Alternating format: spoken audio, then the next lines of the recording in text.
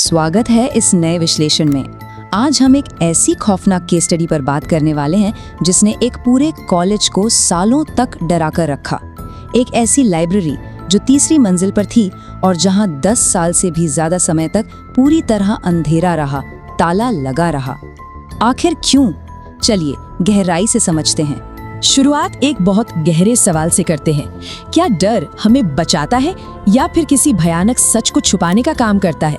हम अक्सर अंधेरी जगहों और अनजानी ताकतों से दूर भागते हैं, ये सोचकर कि ऐसा करने से हम सुरक्षित रहेंगे।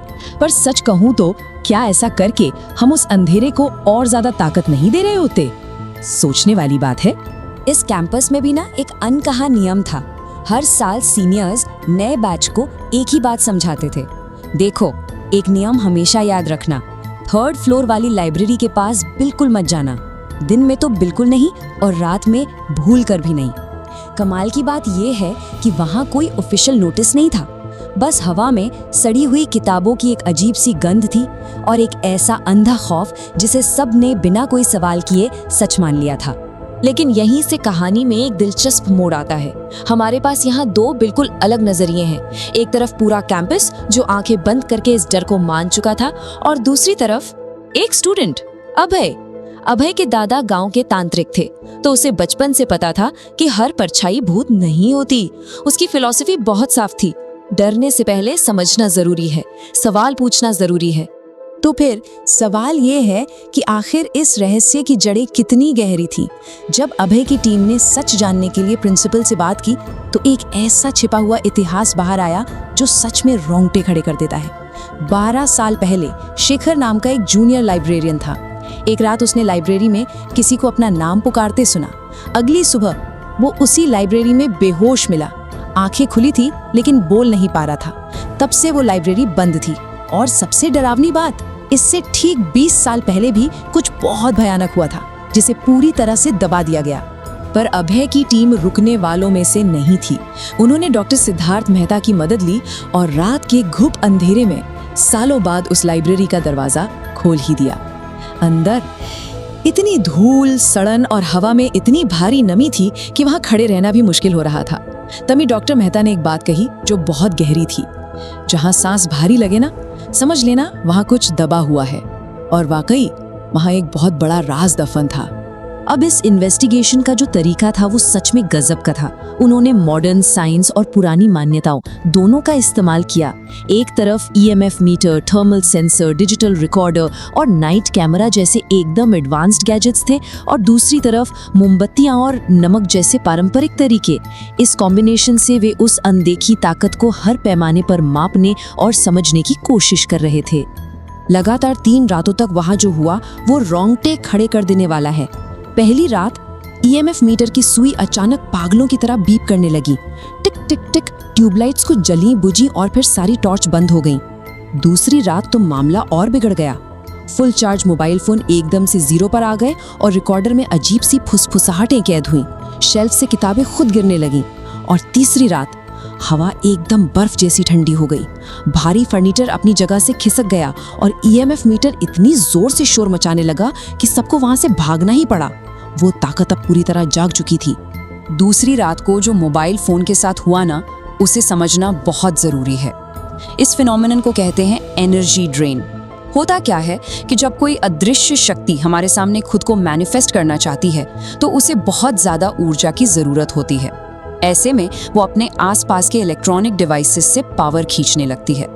फोन का अचानक 20% से सीधा 0 हो जाना कोई इत्तेफाक नहीं था। ये एक पक्का साइंटिफिक सबूत था कि वहां कोई बेहद शक्तिशाली ऊर्जा मौजूद थी। लेकिन इस सब का नतीजा क्या निकला? उस लाइब्रेरी का दरवाजा खोलने की बहुत भारी कीमत चुकानी पड़ी। वो डर अब उस बंद कमरे से बाहर आ चुका था। अब खाली क्लासरूम्स की आखिरी बेंच पर कोई बैठा हुआ नजर आने लगा। वॉशरूम के बंद दरवाजों के पीछे से कदमों की आवाजें आने लगी। रात के सन्नाटे में पूरे कैंपस में किसी लड़की के रोने की आवाज गूंजने लगी और हॉस्टल की खिड़की पर एक साया खड़ा दिखने लगा। वो खौफनाक मौजूदगी अब पूरे कैंपस में फैल चुकी थी। हालात जब बिल्कुल बेकाबू हो गए तब इस केस में एंट्री होती है एक बहुत ही अनुभवी तांत्रिक सत्यदेव बाबा की। और उनके आते ही उन्होंने एक ऐसी बात कही जिसने पूरी जांच की दिशा ही बदल दी। उन्होंने कहा, आत्मा डरी नहीं है, बल्कि वो बहुत नाराज है। बाबा तुरंत समझ गए थे कि ये कोई आम बुरी ताकत नहीं है जो सिर्फ डराना चाहती है। ये एक ऐसी आत्मा है जिसके साथ कुछ बहुत गलत हुआ है और जो सिर्फ और सिर्फ न्याय मांग रही है। फिर बाबा ने उस नाराज आत्मा से संपर्क करने के लिए अपना खास अनुष्ठान शुरू किया। सबसे पहले दरवाजे पर बचाव के लिए नमक की एक रेखा खींची गई। उस बर्फ जैसी ठंडी होती लाइब्रेरी में मोमबत्तियां जलाई गई और फिर बाबा ने अपनी आंखें बंद की और संस्कृत के कड़े मंत्र पढ़ने शुरू किए ताकि वो आत्मा बात करने पर मजबूर हो जाए। जैसे जैसे मंत्र गूंज रहे थे, कमरे का तापमान और ज्यादा गिर गया, हवा एकदम भारी हो गई और ईएमएफ मीटर फिर से तेजी से शोर मचाने लगा। और फिर एक ऐसा पल आया जिसने वहां मौजूद हर इंसान की सांसें रोक दी। उस भारी हवा और सन्नाटे के बीच डिजिटल रिकॉर्डर ने एक बहुत ही साफ लेकिन बेहद दर्द भरी आवाज पकड़ी। मुझे यहाँ बांध दिया गया था। ये कोई डरावनी चीख नहीं थी, ये एक सच्चाई थी जो सालों से उस घुटन में कैद थी। इस एक लाइन ने साफ कर दिया कि वो आत्मा वहां अपनी मर्जी से नहीं भटक रही थी, उसे वहां जबरन रोक कर रखा गया था। और यहीं पर इस पूरे संस्थान का सबसे काला, सबसे घिनौना सच बाहर आता है।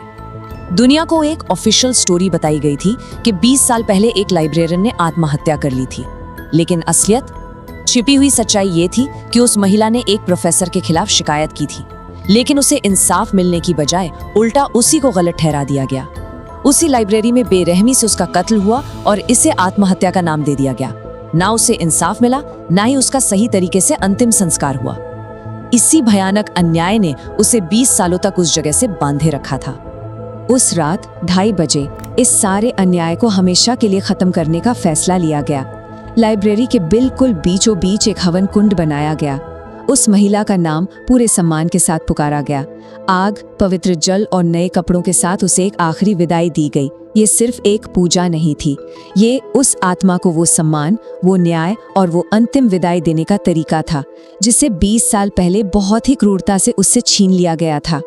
और इस पूरे अनुष्ठान का असर, ईएमएफ मीटर पर आई 0 की रीडिंग अपने आप में एक बहुत बड़ी जीत थी। जैसे ही वो अंतिम संस्कार पूरा हुआ, मीटर की रीडिंग बिल्कुल 0 हो गई। रिकॉर्डर हमेशा के लिए शांत हो गया। वो जो एक घुटन थी, हवा का वो जो भारीपन था, वो सब हमेशा के लिए खत्म हो गया। उस बेचारी आत्मा को आखिरकार वो शांति मिल ही गई जिसका उसे 20 सालों से इंतजार था। तो इस पूरी चर्चा के अंत में एक बहुत ही जरूरी सवाल हमारे सामने आता है। क्या जिन बुरी ताकतों या राक्षसों से हम इतना ज्यादा डरते हैं, वे असल में सिर्फ वे दबे हुए सच हैं जो चिल्ला चिल्ला कर अपनी कहानी सुनाना चाहते हैं? अभय की फिलॉसफी बिल्कुल सही थी। जब तक हम किसी अन्याय का डटकर सामना नहीं करते, सच्चाई को बाहर नहीं लाते, तब तक वो भूत बनकर हमारे आज को डराता ही रहेगा। उस अनजाने अंधेरे से भागने से कुछ नहीं होगा, उसे समझना बहुत जरूरी है। इस केस स्टडी में साथ जुड़ने